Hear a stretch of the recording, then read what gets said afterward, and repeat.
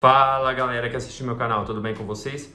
Hoje eu venho para mais um tutorial muito útil e muito simples, principalmente se você é novato no macOS e está vindo lá do Windows, que é o que? Como recortar e colar arquivos nas pastas do macOS. Com certeza você está tentando aí Command C, Command V e não está conseguindo. Vamos lá pro vídeo? Roda a vinheta!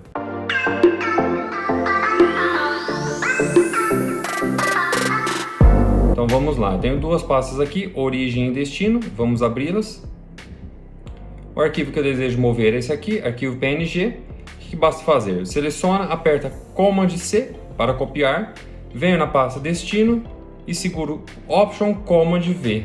Pronto, recortado o arquivo.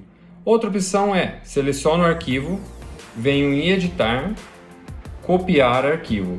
Depois eu venho na pasta que eu desejo colar, seguro a tecla Option pressionada, venho em editar, mover item até aqui.